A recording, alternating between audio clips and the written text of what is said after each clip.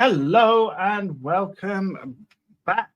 So, I've not actually done a live stream in a little while, so I thought it might be useful to do one. It's going to fix my Wi-Fi in a minute because it's absolutely pouring it down with rain here in Wales. So, I'm just going to make sure that I prioritize my device on the internet while I live stream. That way, any blips can be avoided. Fingers crossed. Should have done this before I started, I know, but I forget these things. I was too busy trying to find a drink, and life gets in the way. So today we are walking through 12-factor Laravel. Big words, big claims. So there is actually a whole website all about 12-factor. You can find that here at 12factor.net. Pretty useful. And what it is basically it's an approach to building modern web services, basically. And obviously you can go down and read through all of this and try and understand it all, blah, blah, blah. Not up to you. I've kind of just trimmed it out so I can walk through it with you guys. And then we'll just get started with some code because that's what we're here for. Okay, so code base.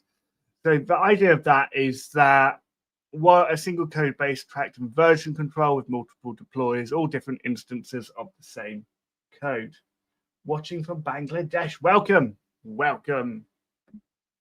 So what it means by that is that you should be able to deploy your one code base multiple times. It's the same code no matter where it is. It's just maybe it's coming from different branches. That's about it. We're doing that already, right? Dependencies explicitly declare and isolate dependencies. No implicit system level dependencies. Everything needed is declared and isolated. Now we do that with Docker, right?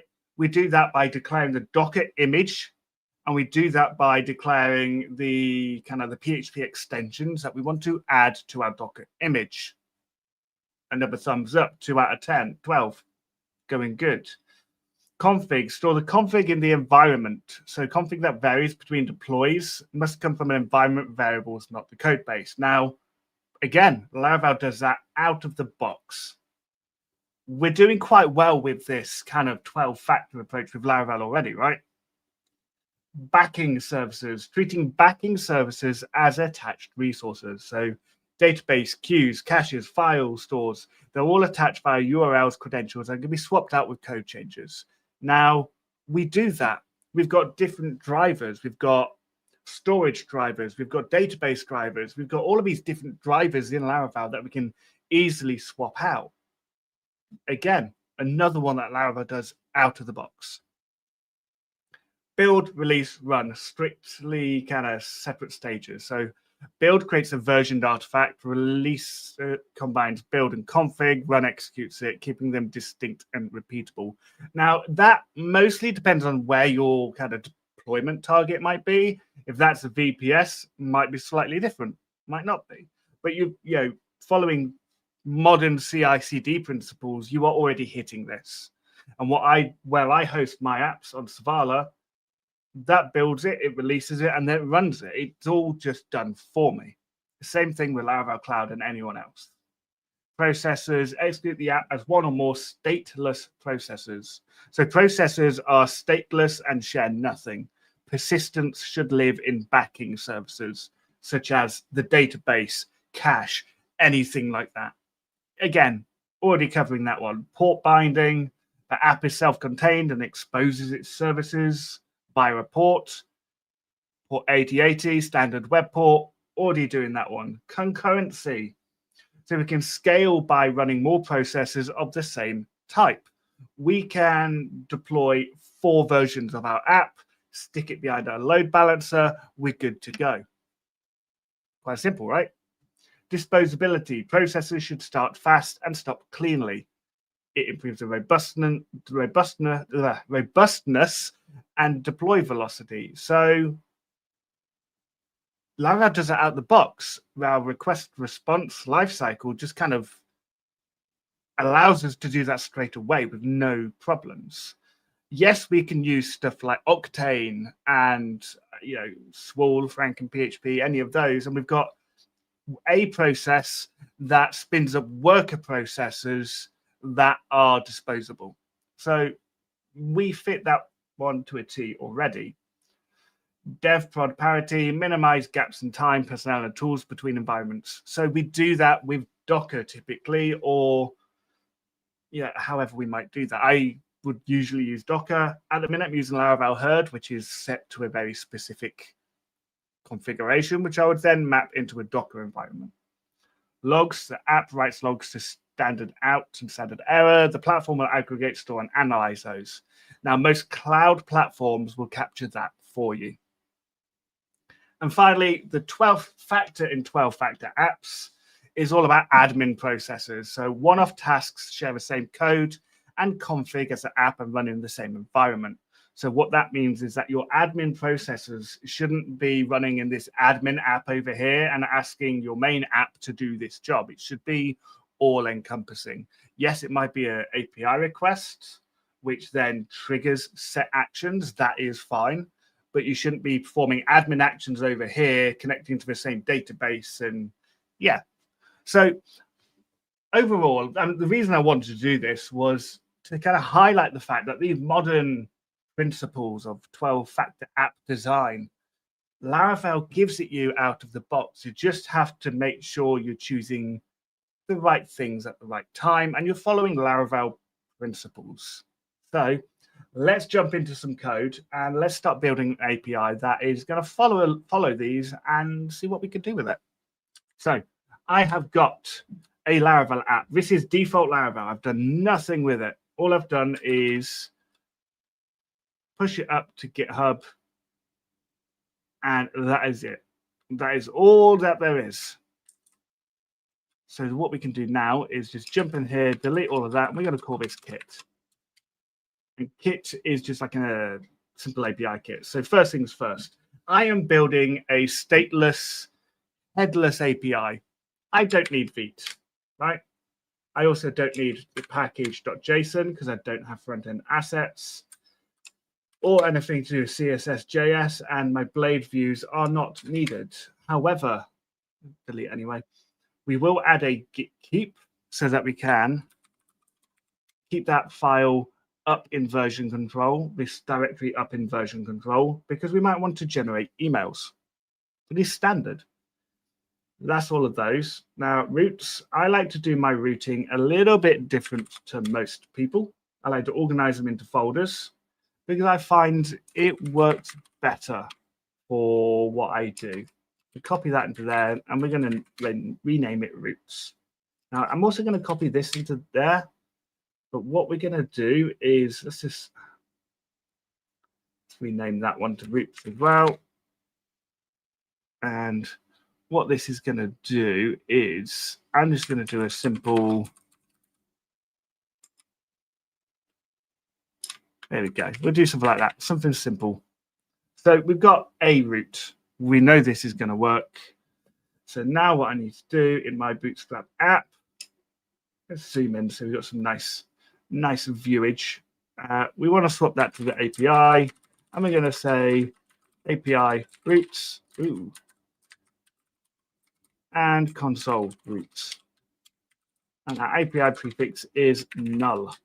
So if we come over to here, we can go to kit.test, and we can see that the API is indeed working. All good to go. My first request.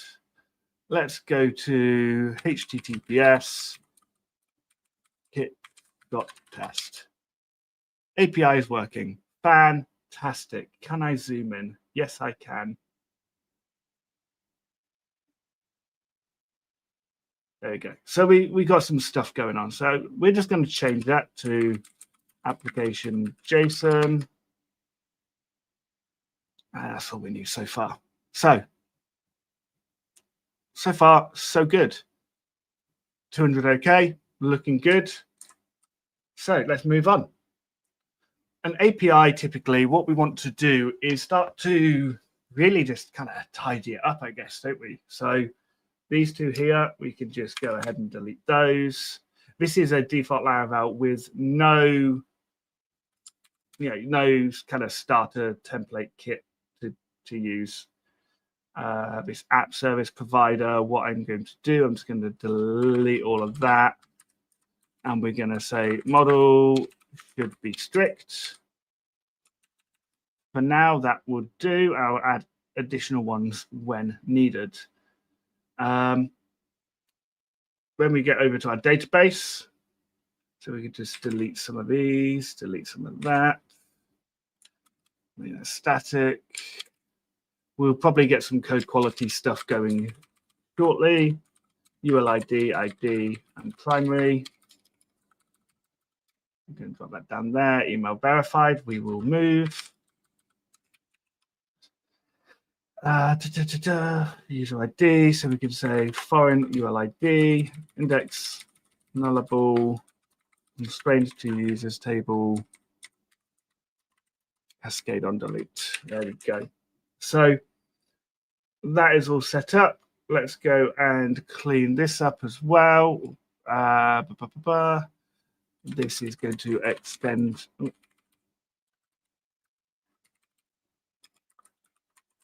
Extends the factory for a user.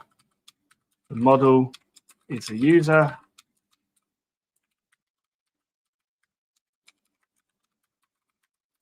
The class string for user.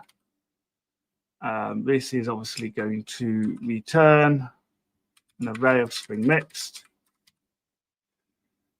I don't usually use that, so I can delete that. I can delete that. I don't usually do that either. I like to manually do things. And then this, we're not going to use a helper. We're just going to use this. Like that. And then we're going to grab this email verified app and we're going to drop it down the bottom. Nice and simple. Go over to our user. And we're going to say it also uses has ULIDs. We're also going to simplify that. We're going to implement must verify email. So far, so good. Yeah, we're getting there. So we've got a basic model and everything else. So let's make sure we're migrated. All good. The table is good. So what I like to do is let's come down to editor config and let's make sure we are formatting JSON as JSON. So we can come over to this and we can just reformat that. We can rename this to just Steve King kit. Then if we come over to the repo, I've got a little description. Like so. We can drop the keywords for now. We're going to add some author information. Role.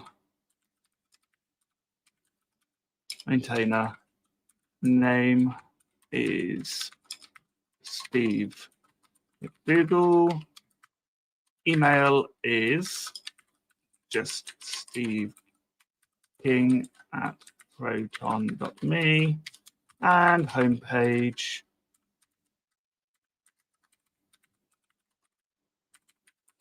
is Steve-King.link. Require is going to be require 8.4. And now we can just do a quick composer update. While it's doing that, let's come down to our dev command because we aren't going to be running npm. So we can remove that, remove Vite, and remove this final color here. So we're going to have serve available, QListen, pale. All of that is fine. Okay, so that is a good start. We can then come down here and do a quick composer bump for dependencies. rerun composer update. That'll fix some stuff. If you want to go find the repo, by the way, you can actually come and see that over here. Let's just github.com, juststeveking/kit. Right, so done a bump, done an update. So far, so good. What we need next is the composer require dev. I'm going to skip PHP stand and stuff for now because I've got some ideas. Rave dev security advisories is good. That'll resolve some of that. Okay, so we are making some progress in our tests over here. I always say cache result false. And that is it. So we want to basically authenticate a user, right? It gets kind of like standard. So PHP open source saver JWT auth. I am going for JWT auth because I'm building a completely headless service here. Here's a docs. Laravel installation. Let's just go ahead and get that installed. Like so. What else is there? We've got to publish the provider. Wait for that to finish. This is what we call Welsh Internet, by the way. It's a little bit slower than everyone else's. So we're going to generate the secrets, and we're also going to generate the certs. There we go. Now, one thing that it doesn't do is if I come down here, I'm just going to grab them, and we are going to make sure that they are available within here. That, it's like that. There we go. So we have got the JWT stuff installed, right? The next step is to get our model ready, basically. Quick start, go to our model, implement JWT subject. So we can go to our user model, and we are going to implement a JWT subject, which means that we have to add this JWT identifier. So public function identifier, we're going to return a string and return this ID. Custom claims is going to be next.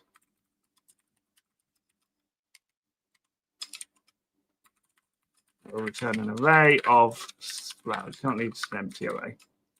And that is all good. We now have something that we can use, configuring the auth guard, so we can kind of open up config auth. Like so. Default is going to be API. Down here, we can just create the API. Driver is going to be, I believe it's JWT. Yeah. JWT, and the provider is going to be users provider. And that links back down to the providers over here to hit that Eloquent model. Nice and simple, right? All of that is just basic configuration setup. Now, what we want to do is we want to start looking at the controllers. So the way I want to do this is probably going to be a little bit different to how most people would build an app, because I really like kind of modular approach to building apps. Yeah, I'm always writing content about it. So what I need to do is create a new namespace. We're going to create a kit namespace within source. And we're just going to create that directly over here. Then within here, we can create modules. And we're going to create our first one of identity, like so. So within here, I am going to create a contract just a contract. This is going to be under kit, modules, identity, and it will be an interface.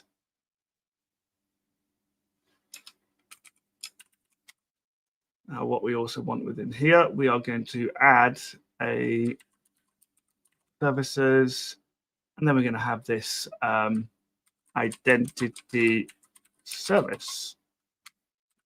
This identity service is going to implement the contract. So within here, we need to create an identity service provider, which extends the service provider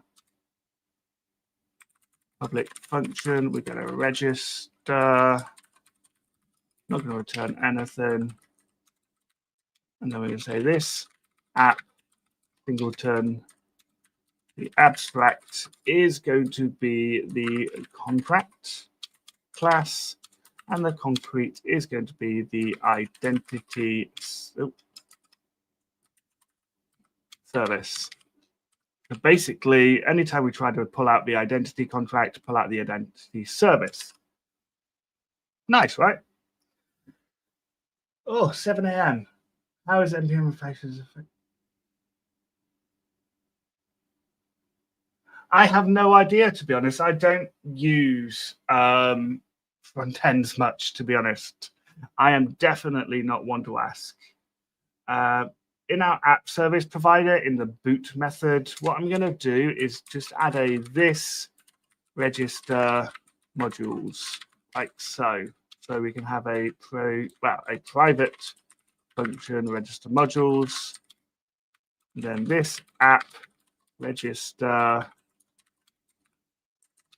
provider identity service provider, like so. Now if we come back to here and resend that, that's causing issues. So let's do a quick composer update and a composer dump autoload, because we need to get the new namespace generated into the autoloader.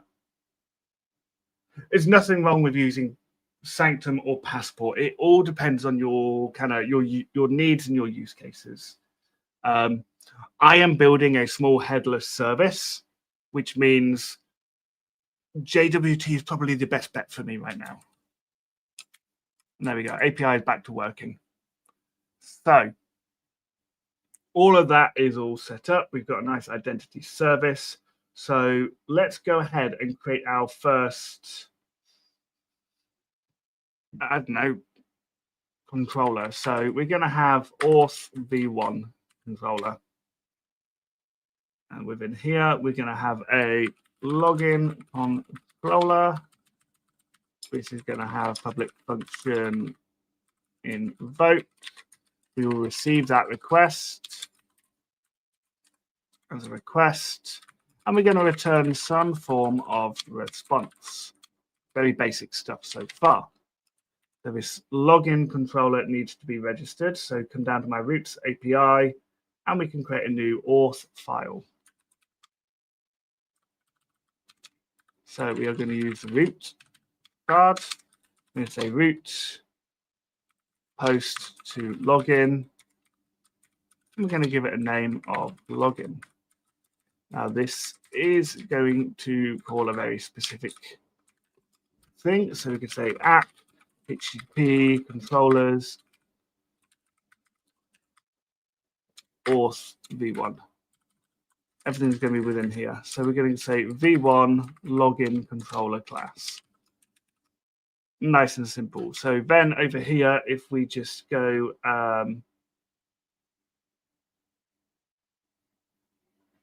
let's add a new request, and we're going to do a post request to https kit.test. We're going to go auth login like so. Now we're going to accept application JSON. The content type is going to be application JSON, and the body is going to be JSON body. So we're going to have an email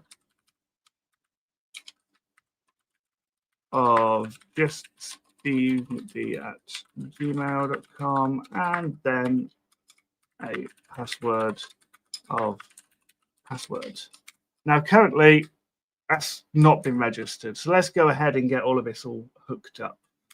So we're going to have a root prefix of auth as auth group. And then we're going to have a base path here where the path is roots API auth. Like so. So then return must be that. Perfect. So we can come over to here. I'm going to just return a new JSON response for now. And now we're good to go. So we want to make some form of that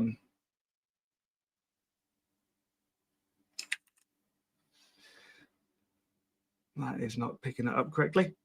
We want to create a request, right? So let's make a request. We say auth v1 login request.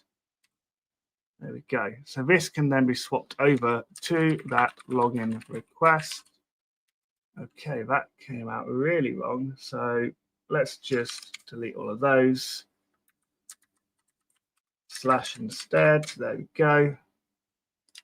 And then just import that class. We can drop that off too. So there we go. Login request.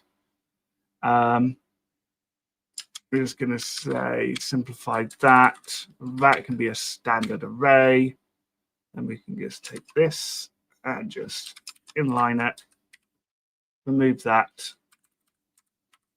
Okay, so our email. It's required.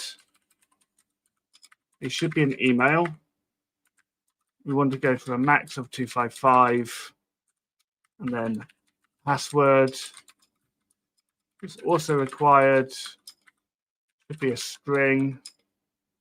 And it should have a max of 255 as well. This is a login, not the register, remember. So at this point, we can go like that. We're all looking good. If we send that, we're going to get issues.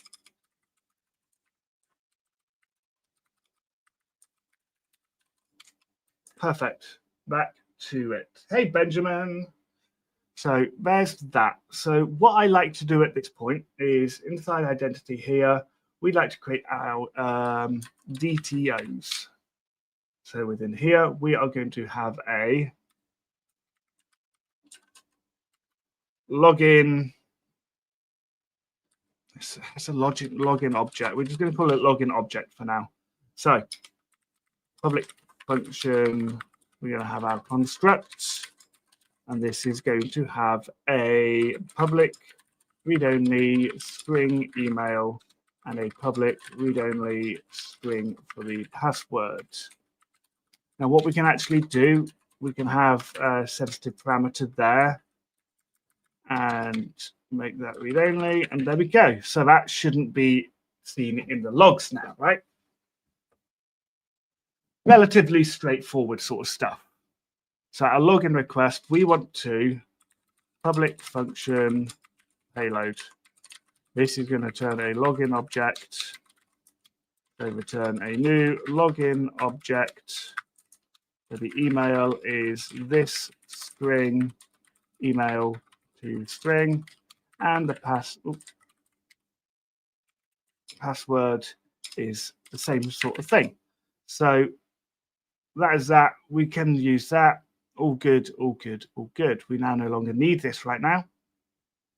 Our login request is no longer needed, but what is needed is our identity service. So over here, we've got our identity service. Let's go ahead and say public function construct.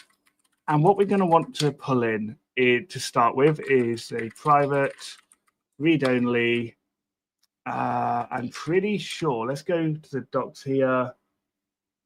We're going to want the auth guard, which I believe is a JWT guard. So let's try JWT guard as a guard.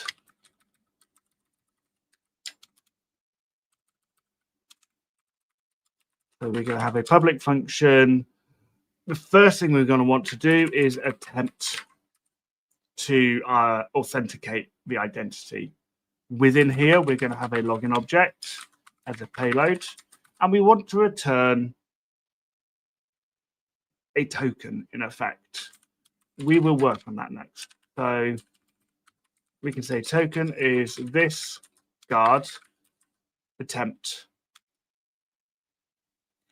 and the credentials, we're going to say payload to array, like that. So over here, we can have a public function to array, going to return an array.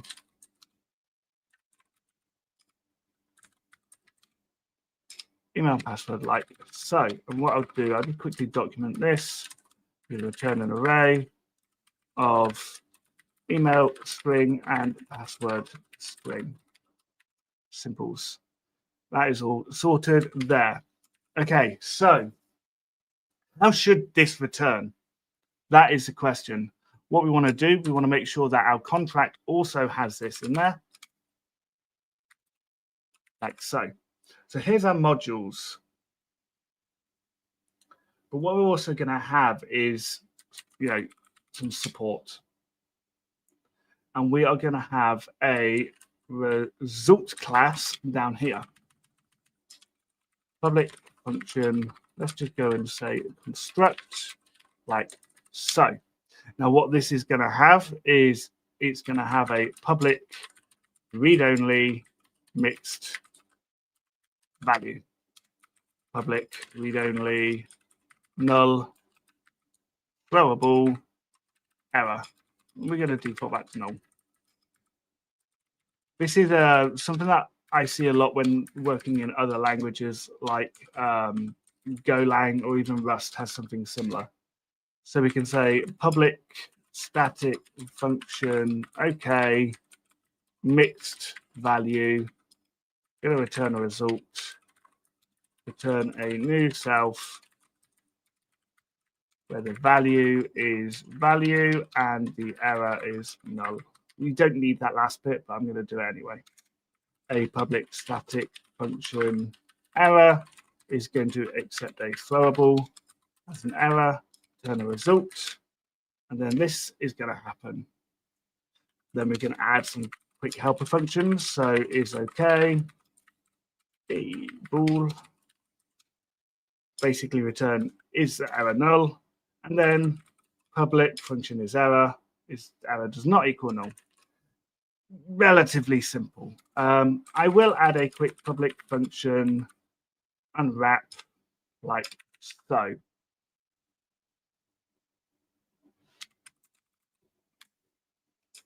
There we go. So what we want this identity service to do is return a result. So our contract also needs to do the same thing. So if there is no token, then return result error, where the error is going to be a new at this point it would have failed, so it will be an authentication exception where the message is going to be invalid credentials provided. There we go, got that. Then we're going to return a result okay for the token. It's bear with. It seems like the long way around, but it means that over in our controller over here, what we can do, we can say, okay, so let's pull this in. So let's go public function construct and private read-only contract for the identity as identity, right? So we could say the result is going to be this identity attempt. The payload is going to be the request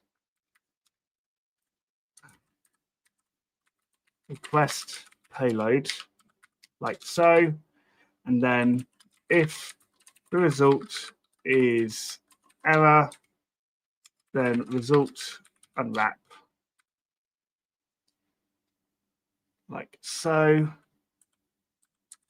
Then data, we can just go here, and then we can say that the token is result unwrap there. I think that should be fine. I mean, we could just say result value at this point, to be honest.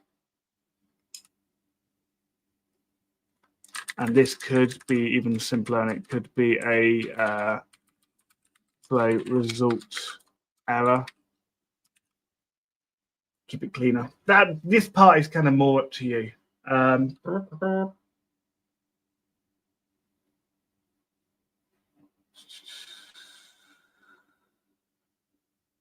So in sparsely, there is a data object for DTO. Can it be used? And at the same time, serve as practice for those who don't know.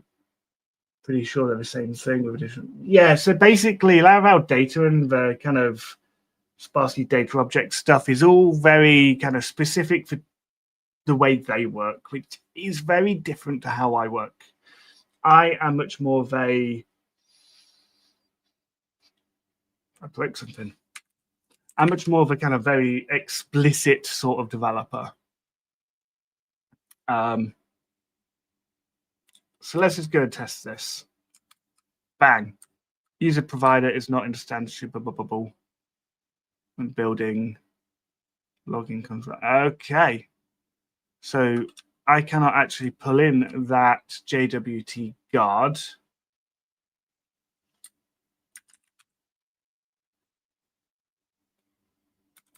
Can I pull in that?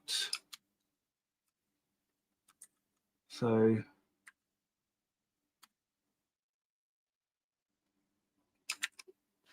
this is time dump on the token there.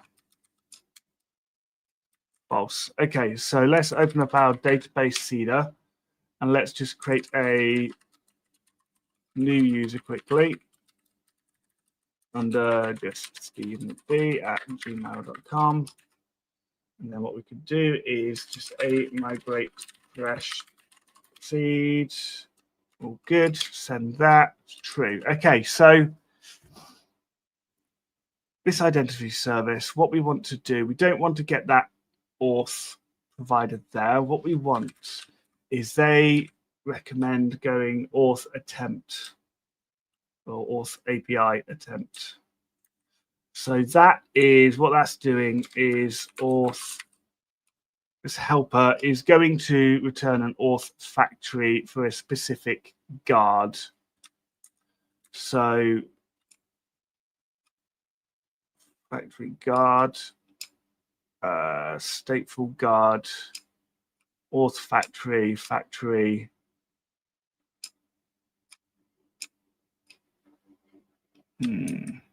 I don't want a stateful guard, right? That doesn't make sense for what I'm trying to do.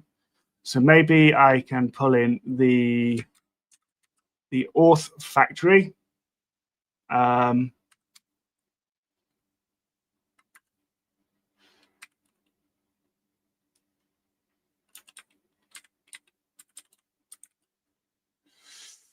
No, not that one. Not that one. Maybe the default.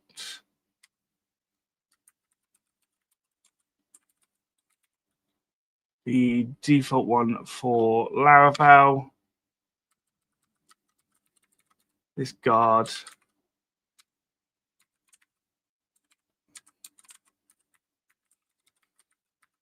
Attempt. Okay, so this should be auth. This auth guard API attempt. Drop that and send that. That is going to give me a token back. Fantastic. Token. Perfect. So we are getting there.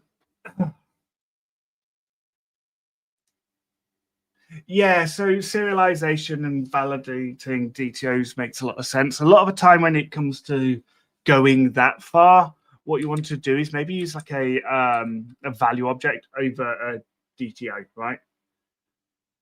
So we've got this identity service. It's going to return a result set. And that is going to come back here. We're attempting it. At this point, we know that the result is actually a result. So we can do it. Okay, do we get an error on that? Okay, cool. So throw the error. Otherwise, just pull out the value in the token. We can add a type of bearer expires in. We'll just do something silly like that for now. There we go. I'm pretty sure this is in the config as well. The config JWT, we've got secret keys TTL. So JWT TTL, JWT.TTL.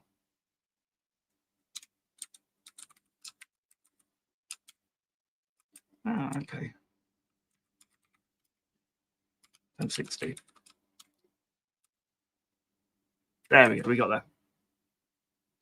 So we'll tidy this up later, but we just want to kind of try to make some form of progress here, right? So we've got identity. We can authenticate a user. Fantastic. Next up, what we want to do is we also want to be able to register, which is going to be very similar.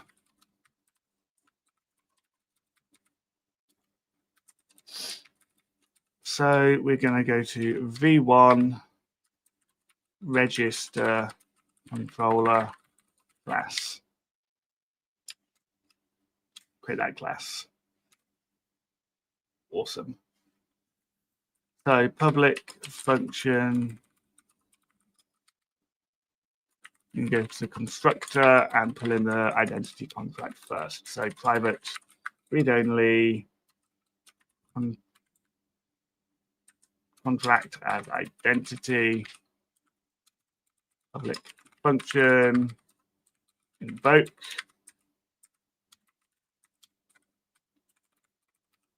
Like so, do that. Come down to our identity module, come over to here. We're also going to want to create a new registration object. Now this is going to have public function construct within here, email, password, and name. Like so. Name, email, password, sorted. To here. So next up, we can say public function register registration object as payload, and we're going to return a result. Excellent. So this can then be dropped over to here.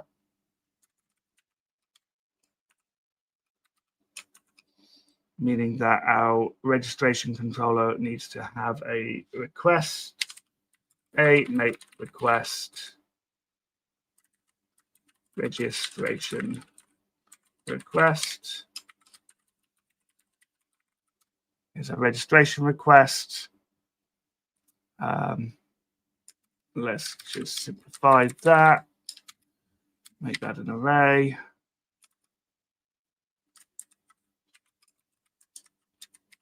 Don't need any of this. So we have a name, acquired, string max, email, acquired, email, max, and unique users on the email. Password is required. String. I'm going to say password default. Right.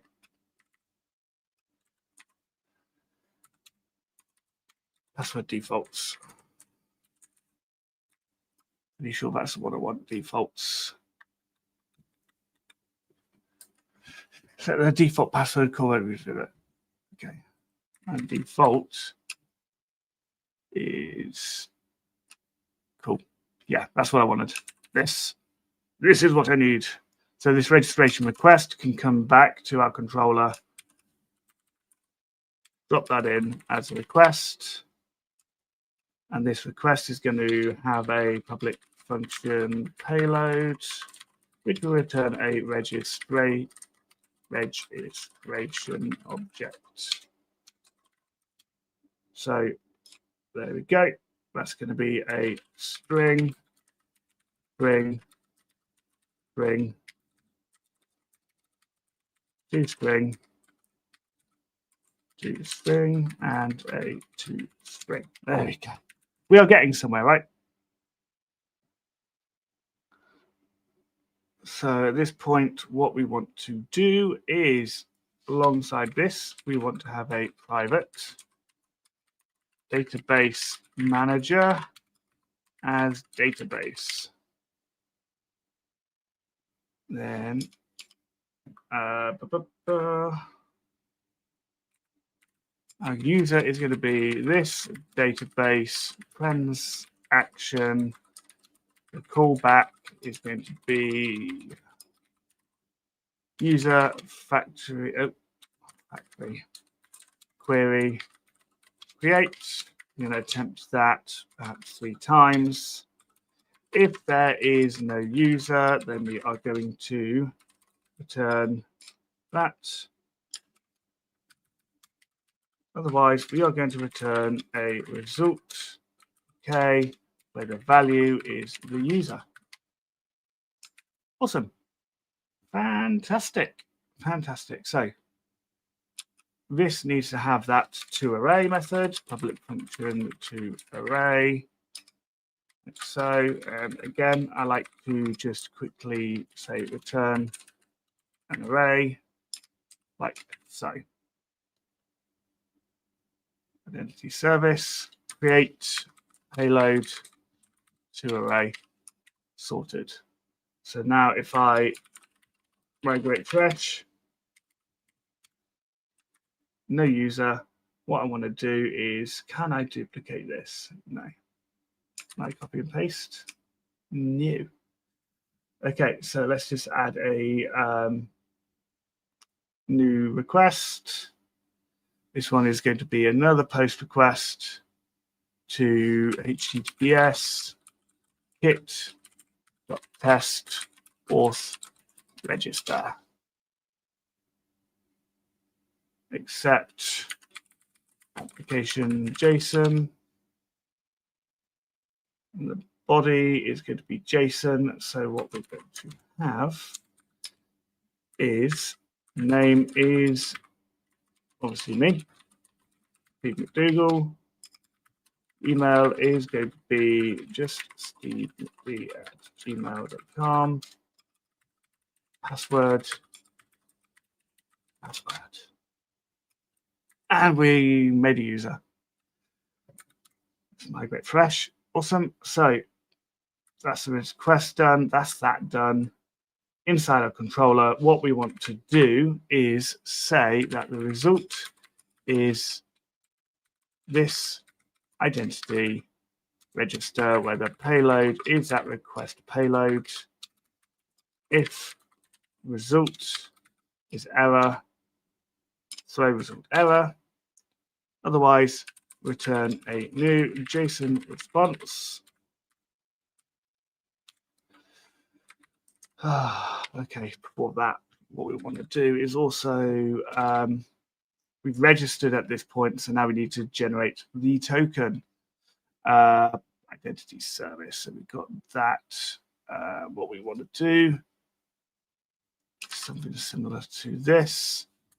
So we can say token, not payload to string, but what we want to do is, instead of attempting, we want to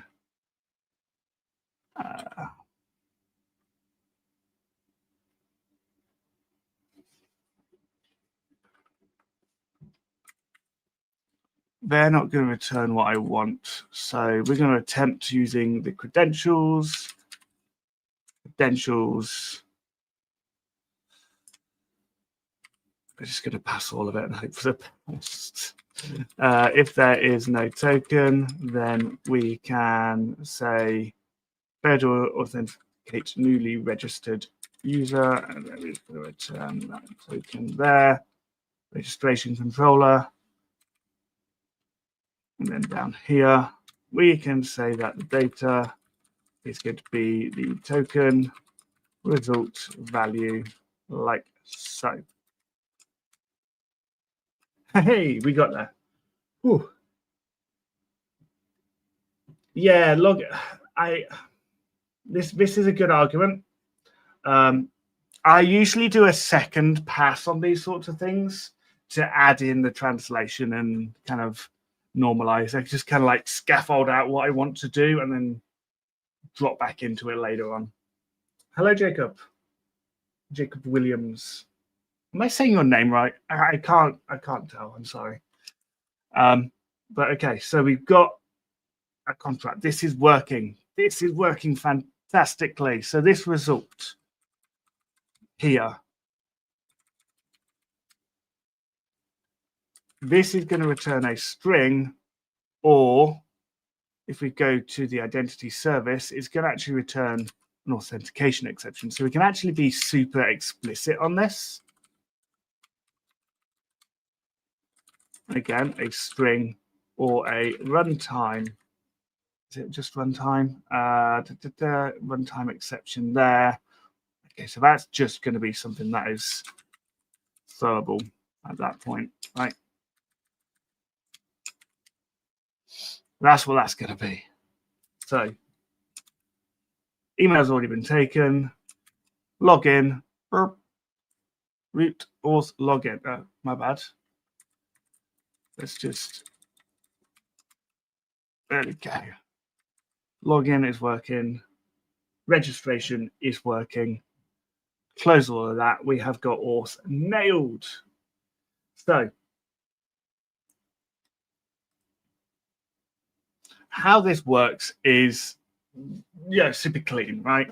We've got these encapsulated modules of the business logic, and our application just handles proxying the request for the app to the right place in the business logic. We've got a strong contract for each module, and we've got result objects for returning from business logic. So we haven't got lots of messy try catch everywhere. We haven't got lots of kind of just yucky code everywhere. Our controllers are somewhat straightforward. Get the result. If it's an error, throw the error. Otherwise, just return the result into a response of some description. Not bad. There's probably a few better ways I could do this. So let's go ahead and say controllers HTTP. So requests. Ooh, no, not requests. We want to create a responses. Morning. And we're going to create a new PHP class within here called a token response. This token response is going to implement responsible. We're going to have a constructor like so, but we're also going to have a public function to response going on. This is going to return a response. So we can return a new JSON response. The data is going to be something. Status is going to be response HTTP OK. And the headers, we're just going to leave default to start with. Right. So up here, what we want to do is we're going to have a private read-only string token. We are going to mark this as a sensitive parameter. And then what we're going to want is a private read-only int status we're going to say response HTTP OK to start with. So down here, we can say this status. Our token is this token. This can then be read-only. Clean that up, like so. Our login controller, what we want to do is also just grab this, put that into there. Not too shabby, not too shabby. So instead of this, we're going to be returning a responsible object. So instead of that, we can say a new token response where the token is result value. Not too bad. Clean that out and clean that out. Getting there. So on the register controller, we can do the same thing. Responsible. We can return a new token response where the token is the result value. But we've registered, so the status is actually going to be the response HTTP created. We've created a new resource, so we need to make sure we let them know. Then what we also want to do, we're going to go into here, we're going to have factories, then we're going to have a header factory, public static function default is going to return an array, return content type, application JSON. That should be default to using a JSON response, but you know, we could do so many different sorts of things with this. Token response down here, we're just going to go for that header factory default. Done. Send that in. Response headers, we got what we want. Header factory, we can also say X custom header value, send that, get the response headers. It's not showing up. There we go, custom header value. There we go, we got something. So we can leverage this pattern quite nicely. This is super specific, so we can just say return array, usually a string, but that could be something else. We'll keep it at that for now. Token response, nice and straightforward. Register controller sorted, login controller sorted. All of that is sorted. Now, where do I want to take this? I've been going for about an hour-ish. I could jump into testing, but I think testing is a whole video on its own. If I'm honest, we've got model, we've got a user. So let's think for a second.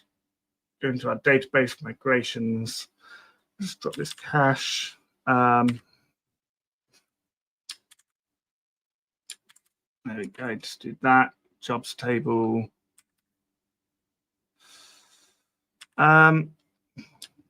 What I don't see a lot of is password reset stuff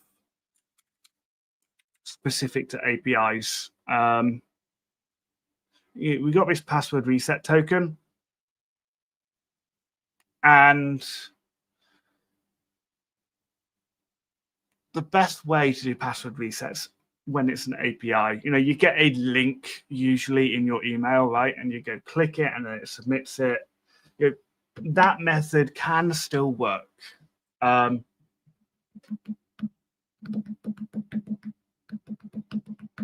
lot of this is going to depend on how you want to implement password resets. Do you want the client to accept a request, accept a response with the token to then send off to an email service on its own? or do you want the backend to handle it? You want to say API, I want to reset my password, go do your thing. I'll sit in this kind of waiting state to then submit my reset token to you. There's no right or wrong way to do that. Yeah, it depends massively on the approach you want to take, I think. Same with like the email verification approach. You know, when you create a new user, you want to be doing certain things, which reminds me, identity service over here. At this point, we've got a new user. So what we want to also pull in is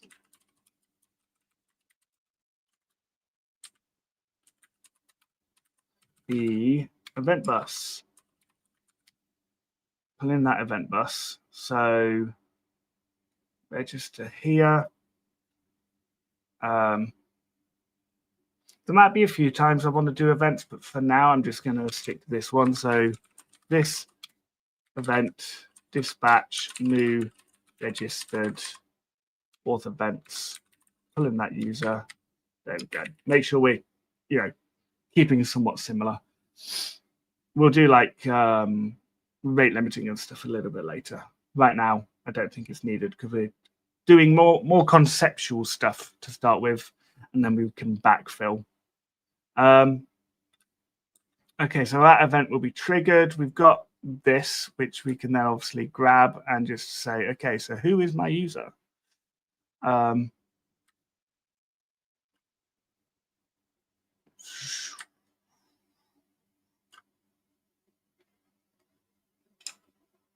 Grab that environment over here, manage environments.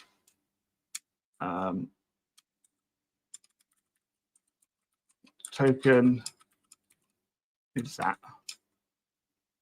Can I just do that? I should be able to just do that, right? Okay, so let's do a new request. Create request. We're going to go HTTPS kit.test auth user. This is what we want to be doing, right? Application JSON. So we want to get the authenticated user. Pretty standard sort of stuff, right? So in our routes, API, inside auth, root, get, user, name, user, sorted. And then this is going to be V1, authenticated user controller. Or actually, because it's an auth, I could just call it like a user controller. So down here, we are going to say public function construct private read-only contract identity. For that, public function invoke on that one, request that one, and we're going to return for now just a response.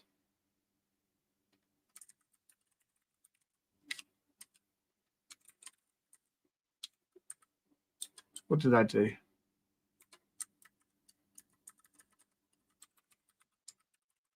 There we go.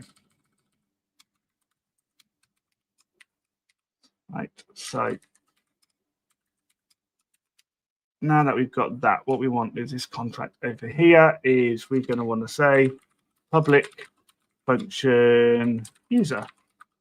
We are going to, again, return a result. And now we'll just stick with that. So let's go to our identity module over here. And if we just collapse some of this, you see that we need to implement the user method now. So we can say our user is this auth guard API user. if there is no user, then we can return a result error. The error is no authenticated user found. Return results. Okay, where the value is that user. Whew. Okay, so that is going to be an authentication exception, or maybe an invalid argument exception is probably a little bit more accurate, I think.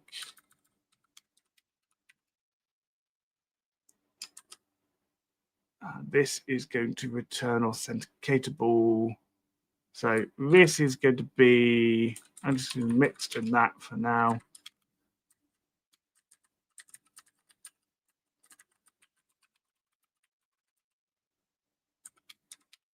That, I believe, is correct. So user controller, we can say that our user is this identity user. If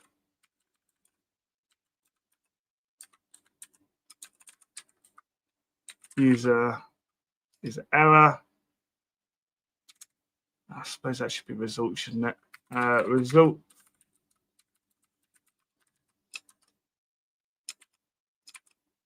so then what we can do after this is say we need to make a resource. Make resource auth v1 user resource. Actually, no. Naming went wrong.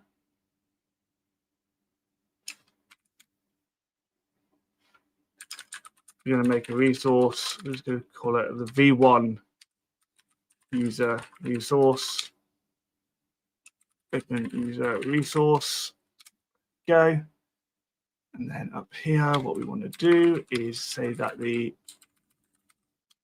property is going to be a read only. We are going to have a user.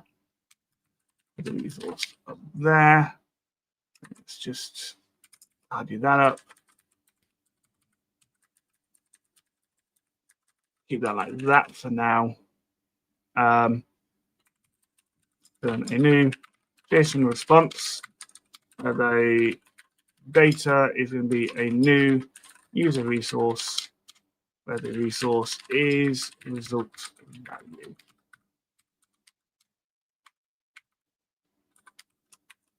But over here, this obviously needs to be wrapped in some middleware. Root middleware auth API root quick static function void and drop that in. Unauthenticated. Awesome. So auth type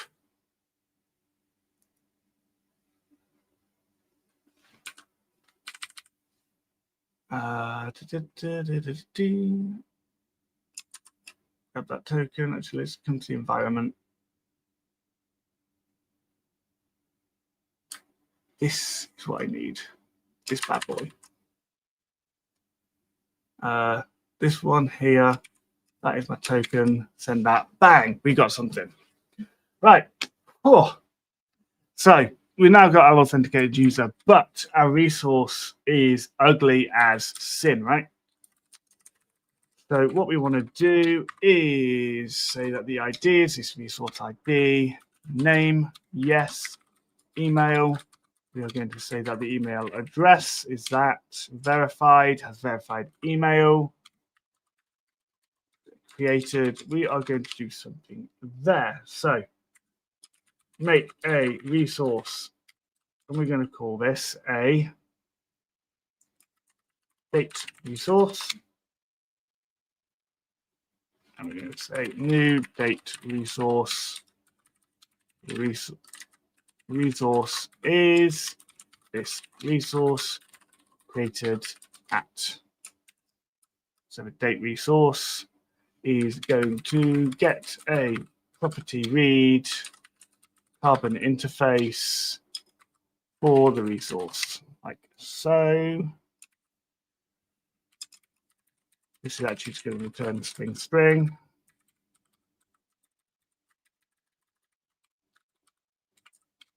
So the human is this resource diff for humans.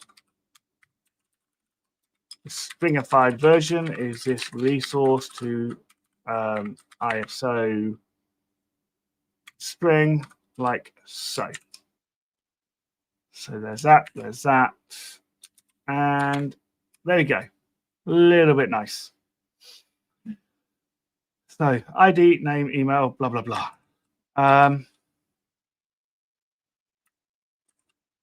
Now you could go full on JSON API spec on this, but you don't need to. I think there's a time and a place for JSON API, and a quick, simple API is not it, to be honest. So there is that. That contract now works. All of that works. What we want to do is just quickly property string for the ID, string for the name. Let's just put that email, password, remember token, carbon interface, that.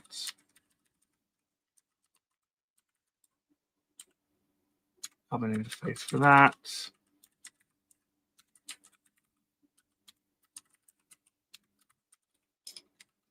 There we go. So come back to our user resource, and that should all be fixed up. Awesome. Now, I've been looking at something recently, and I'm really intrigued as to what is it like.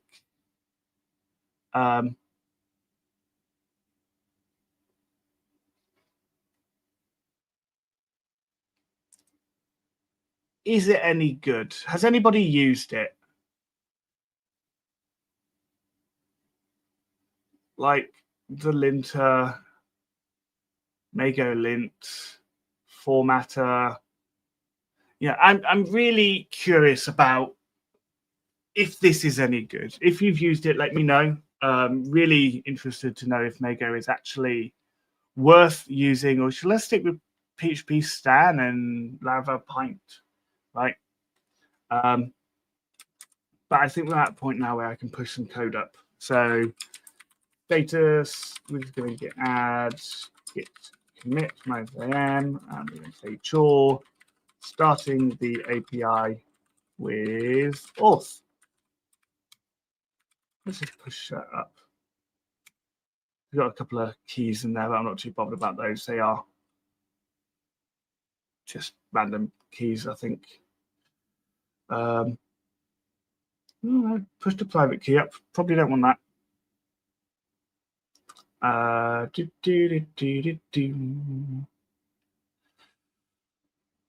No.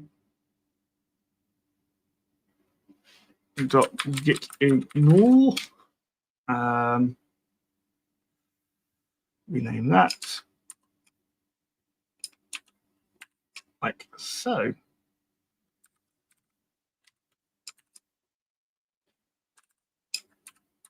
So we could probably just stick that in the standard git ignore, couldn't we? Git ignore storage star dot pen, like so. Git status, git add b.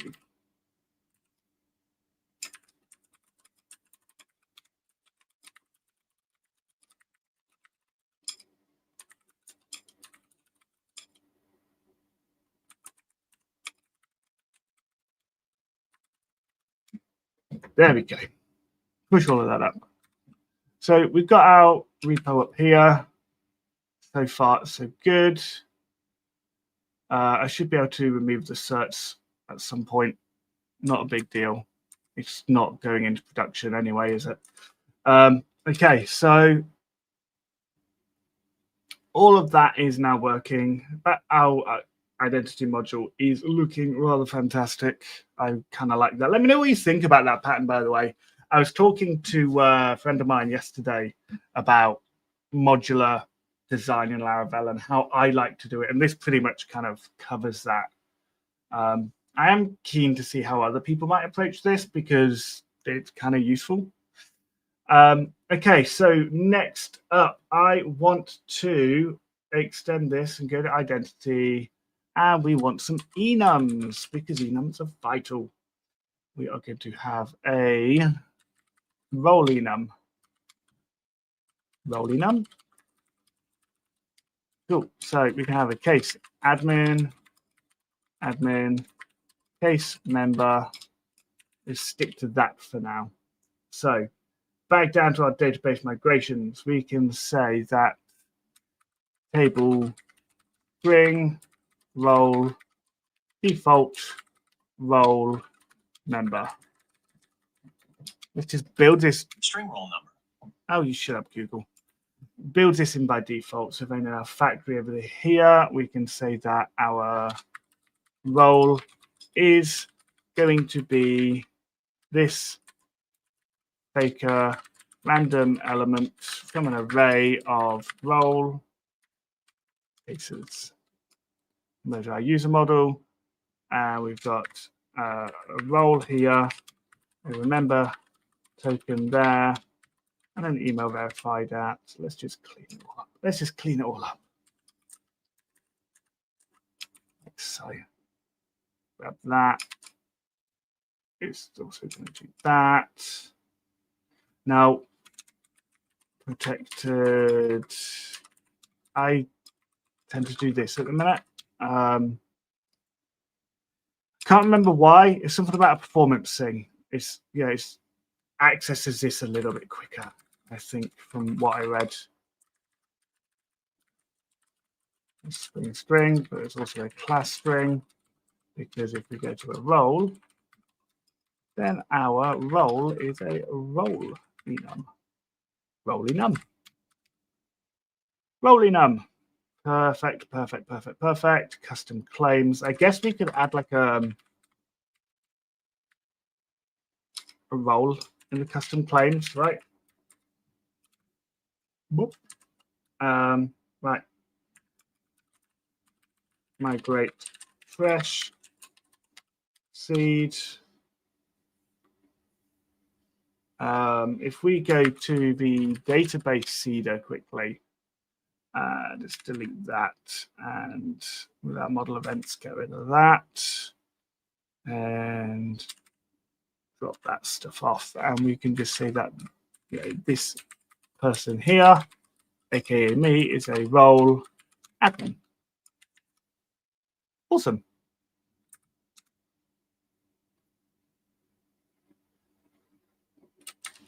Obviously, that's no longer going to work, which means I need to log in.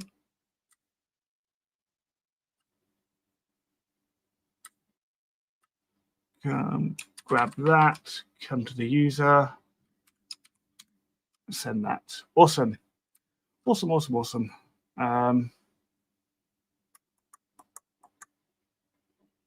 Yeah, I think we're making some good progress on this API. Status, add all of that. And sure, adding roles to users. Push that all up. All right, okay. So, how should I do this?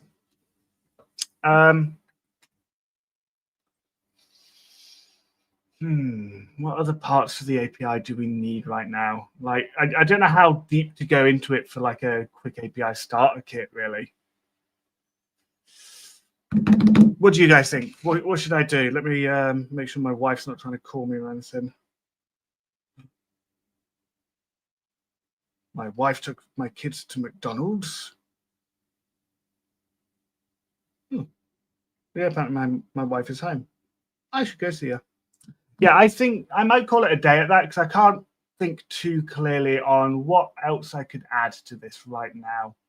I am obviously going to deploy this, right? every time I do any sort of deployment, refresh that, something went wrong. I use Savala. Savala is my, my hosting provider of choice. Just so happens that they sponsor me, so go ahead and check juststeveking.link/host. Come over to Savala, and what you should probably do is look at signing up. You get $50 of free credits out of the box to do whatever it is you might want to do. I'm going to add an application. Let's just refresh this.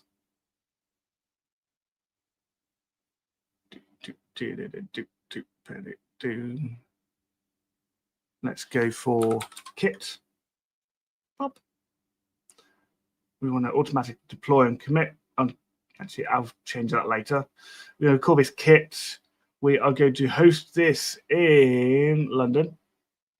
Resources. We're just going to go for a pretty small one for now.